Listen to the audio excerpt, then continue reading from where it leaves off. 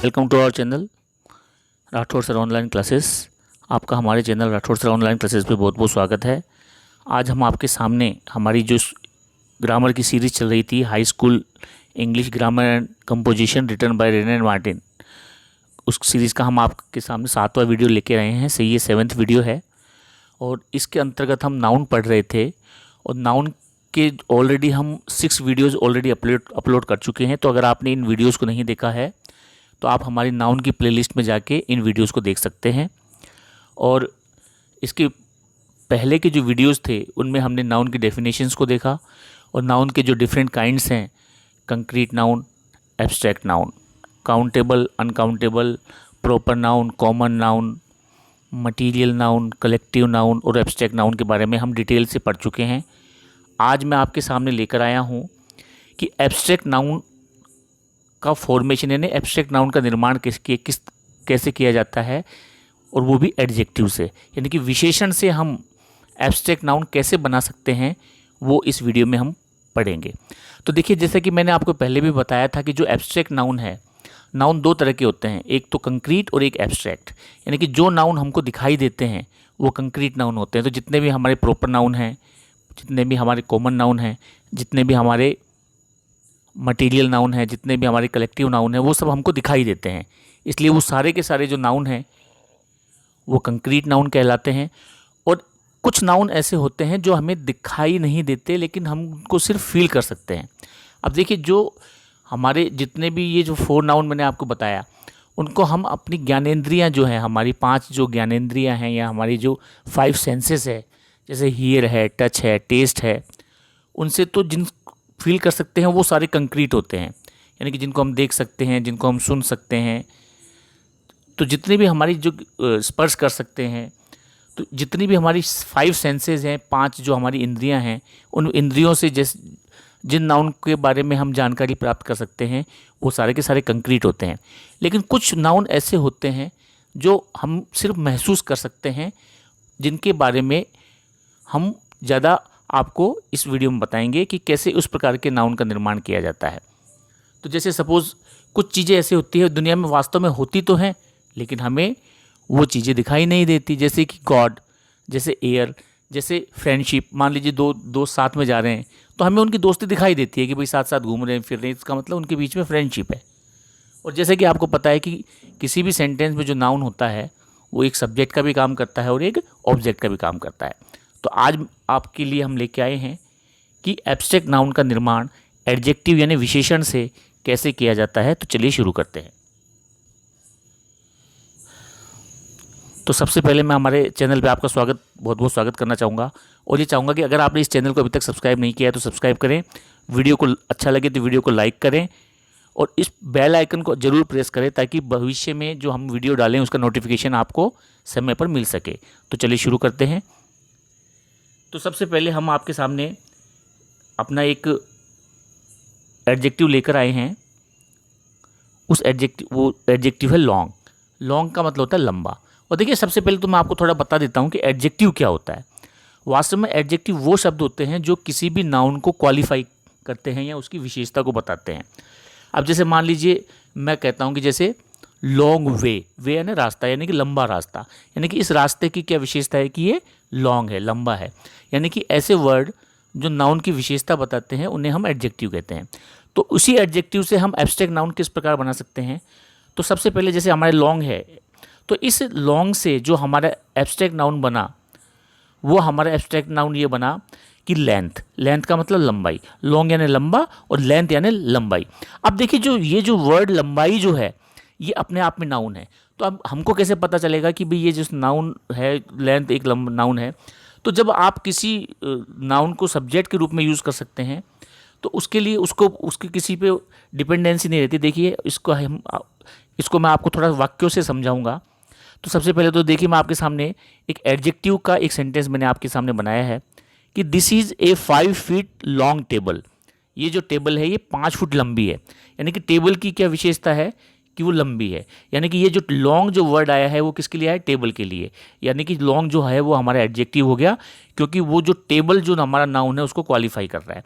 अब देखिए इसी लॉन्ग से हमने किस प्रकार एब्स्ट्रैक्ट नाउन बनाया और कैसे उसको हमने वाक्यों में प्रयोग किया या कैसे उसको सेंटेंस बनाया। तो देखिए कि the length of this table, कि इस टेबल की जो लंबाई है इस 5 फीट, वो 5 फीट है। तो यहाँ पे देखिए ये जो लॉन्ग जो है वो अपने आप में यहाँ पे किसके रूप में कन्वर्ट हो गया, वो एक ऑटोमेटिकली एक नाउन के रूप में कन्वर्ट हो गया। तो लेंथ अपने आप में एक कंप्लीट वर्ड है, जिस एक एब्स्ट्रैक्ट नाउन है जिसका निर्माण एडजेक्टिव लॉन्ग से हुआ है। तो चलिए नेक्स्ट सेंटेंस देखते हैं। अगला जो हमारा सेंटेंस है वो है यंग। यंग का मतलब होता है जवान। और तो इससे जो हमारा एब्स्ट्रैक्ट नाउन बना वो हमारा एब्स्ट्रैक्ट नाउन बना यूथ। यूथ का मतलब होता है जवानी। तो इसका देखिए एग्जाम्पल देखिए कि young Gandhi was a big fan of British, कि जवान जो गांधी जी थे वो ब्रिटिश के बहुत बड़े फैन थे। तो अब देखिए यहाँ पे नाउन कौन है, नाउन है हमारा गांधी। अब गांधी की को क्वालिफाई कौन कर रहा है, जो वर्ड कर रहा है यंग, यानी कि यंग हमारा क्या हो गया, एडजेक्टिव हो गया। तो यहाँ पे कि यंग गांधी यानी कि गांधी जी को यंग बता दिया, यानी कि गांधी जी को यहाँ पे add something to the meaning of a noun, यानी कि नाउन के मीनिंग में कुछ ऐड कर दिया, इसलिए ये एक एडजेक्टिव हो गया। अब देखिए नेक्स्ट सेंटेंस में देखिए कि इन हिज यूथ, यानी कि अपनी जवानी में Gandhi was very industrious, Gandhi जो थे वो बहुत ही मेहनती थे। तो यहाँ पे ये देखिए ये जो यूथ जो शब्द आया है ये एक एब्स्ट्रैक्ट नाउन है।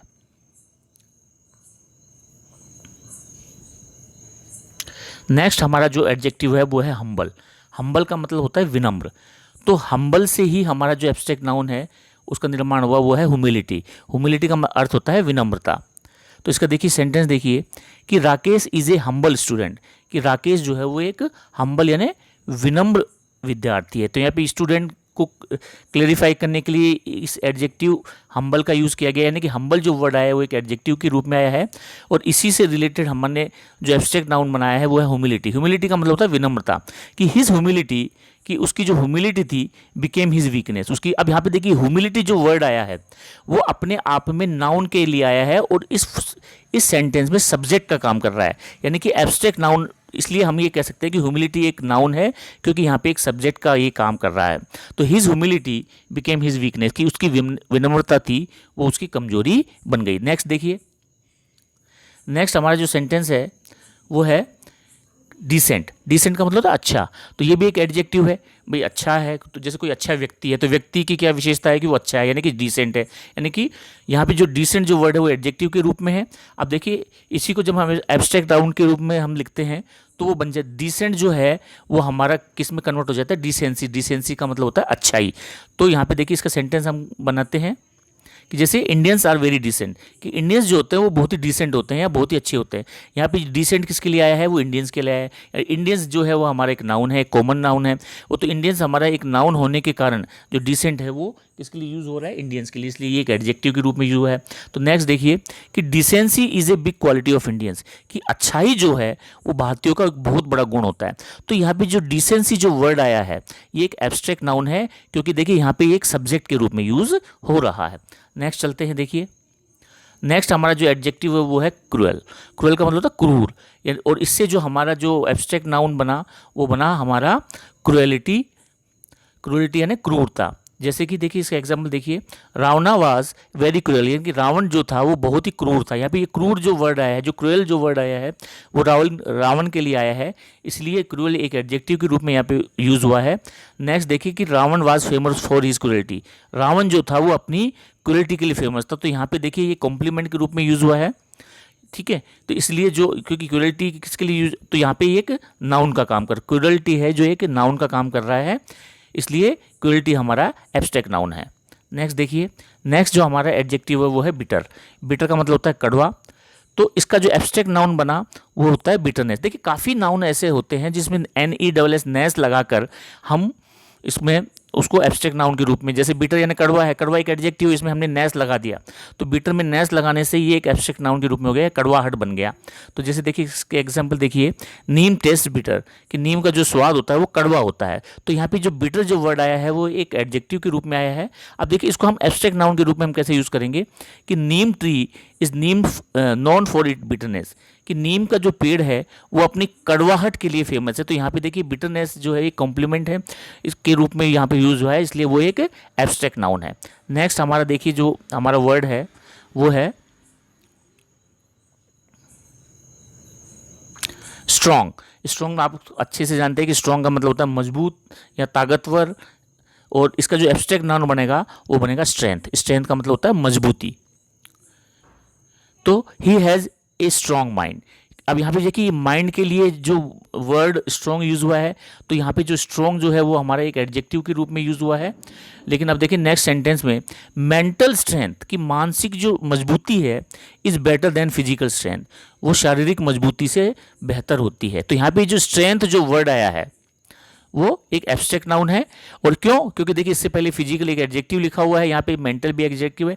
तो यहाँ पे देखिए स्ट्रेंथ जो वर्ड यहाँ पे यूज हो रहा है वो एक एब्स्ट्रैक्ट नाउन है। नेक्स्ट हमारा जो वर्ड है वो देखिए वो है ट्रू। ट्रू का मतलब होता है सच। तो इसका जो एब्स्ट्रैक्ट नाउन बनेगा वो बनेगा ट्रूथ, यानी सच्चाई। जैसे this is a true rumour, कि ये एक सच्ची अफवाह है। This is a true rumour, ये एक सच्ची अफवाह है। तो इसी को जब हम एब्स्ट्रैक्ट नाउन के रूप में लिखेंगे तो truth can not be hidden, यानी कि सच्चाई को छिपाया नहीं जाता। तो यहाँ पे जो ट्रूथ जो आया है वो एक नाउन के रूप में आया है, एक सब्जेक्ट के रूप में आया है, इसलिए ये हमारा एक एब्स्ट्रैक्ट नाउन है। नेक्स्ट देखिए, नेक्स्ट हमारा जो एडजेक्टिव है वो है शॉर्ट। शॉर्ट का मतलब होता है छोटा, और एब्स्ट्रैक्ट नाउन इसका बोलेगा शॉर्टनेस यानी छोटापन। जैसे कि untruth has a short life, यानी कि जो हमारी झूठ जो होता है उसका जो जीवन होता है वो बहुत ही शॉर्ट होता है या छोटा होता है। तो यहाँ पे जो लाइफ, जीवन, लाइफ एक हमारा नाउन है, इसके लिए हमने एडजेक्टिव शॉर्ट का यूज़ किया है। तो यहाँ पे जो शॉर्ट जो यूज़ हो रहा है वो एक एडजेक्टिव के रूप में यूज़ हो रहा है। नेक्स्ट देखिए कि शॉर्टनेस ऑफ थॉट, कि विचारों का जो छोटापन होता है is an obstacle for one's development, वो किसी भी के भी विकास के लिए एक बाधक का काम करता है। तो यहाँ पे जो शॉर्टनेस जो है वो एक हमारे एब्स्ट्रैक्ट नाउन के रूप में यूज़ हो रहा है। नेक्स्ट देखिए, नेक्स्ट है हमारा एडजेक्टिव प्रूडेंट। प्रूडेंट का मतलब होता है बुद्धिमान। प्रूडेंट मीन्स होता है बुद्धिमान। तो इससे जो हमारा एब्स्ट्रैक्ट नाउन बना वो बना प्रूडेंस यानी बुद्धिमानी।